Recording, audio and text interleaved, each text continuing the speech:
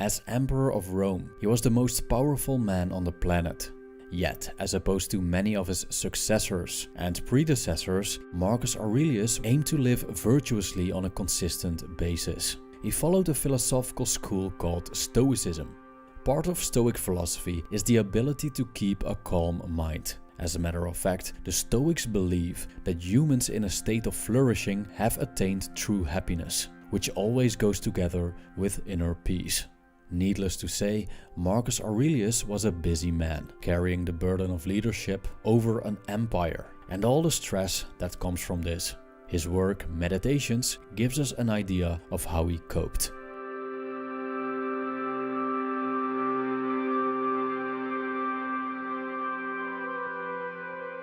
Marcus Aurelius is famous for his negative visualization, which modern Stoics use as a meditative practice to start the day. Since I've got a separate video about this, I would like to focus on his lesser known teachings that we can use as practical advice for more tranquil lives. The first one is very simple. Do less. It's a no-brainer, right? In order to become calmer, we should simply do less. Now, it's important to mention that the Stoics hold productivity in high regard, as they see it as a virtue to be industrious. On the other hand, moderation is a virtue as well. So how exactly should we do less when we're supposed to be industrious? Marcus Aurelius observed that people do many things that aren't necessary. In the current age, we have access to almost unlimited entertainment, so it's very easy to get caught up in all kinds of non-productive activities. With doing less, Marcus Aurelius also meant talking less. Many conversations are nonsensical, lead to nowhere, and only waste our time and energy. So doing less means doing the essential. And doing the essential not only means that we cut out the nonsense, but also that we work more intelligently and efficiently. A big advantage that we gain from this, besides tranquility, is that we can do less better. Doing the essential consistently takes a mindful approach.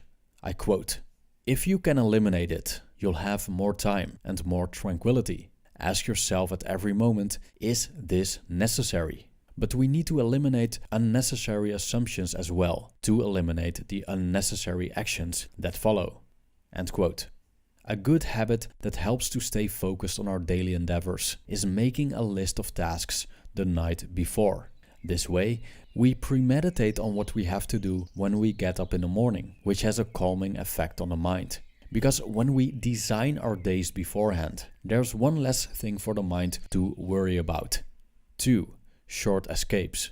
In another video, I've explained that the Stoics aren't too fond of traveling for recreational purposes and don't see it as a good way to seek tranquility. The reason for that is that wherever we go, we take ourselves with us. So the effects of traveling are only temporary. Thus, as soon as the novelty subsides, we'll be confronted with our own minds again. Marcus Aurelius was critical of people seeking refuge from daily worries by traveling or residing in quiet places like the mountains or beaches. In his mind, this was an idiotic thing to do, because why should we travel when we can get away by going within? Nowhere you go is more peaceful, more free of interruptions than your own soul, he said.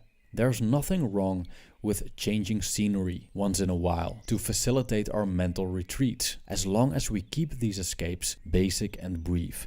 What Marcus Aurelius proposed reminds me a lot of meditation, or perhaps moments of reflection and contemplation in order to renew ourselves so we can calmly proceed our daily lives. He gave us 2 things to ponder over if we choose to briefly retreat in our minds. I quote, 1. That things have no hold on the soul. They stand there unmoving, outside it. Disturbance comes only from within, from our own perceptions.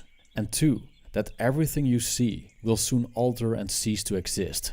Think of how many changes you have already seen. The world is nothing but change. Our life is only perception. End quote. Which brings us to the next piece of advice, which is remembering that all shall pass. The Stoics are infamous for remembering the frightening reality of life, that it's going to end. Memento mori means the remembrance of death, which is the ultimate acceptance that the changing nature of the universe also means the decay and vanishing of ourselves.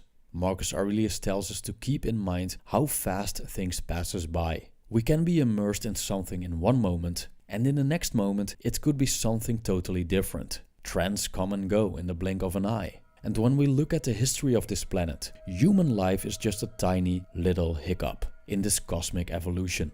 The fact that everything is in flux could be a source of anxiety because nothing is stable, and eventually we will be separated from our possessions and loved ones. But it can be a source of calm as well. The realization that everything is temporary means that there is no point in clinging to good times and being strongly averse to bad times. Happiness is a relative thing. Even in prison, there are good and bad days. And even millionaires experience joy and suffering. This means that our inner world, thus the way we perceive our life situation and how we react to that, is also in flux.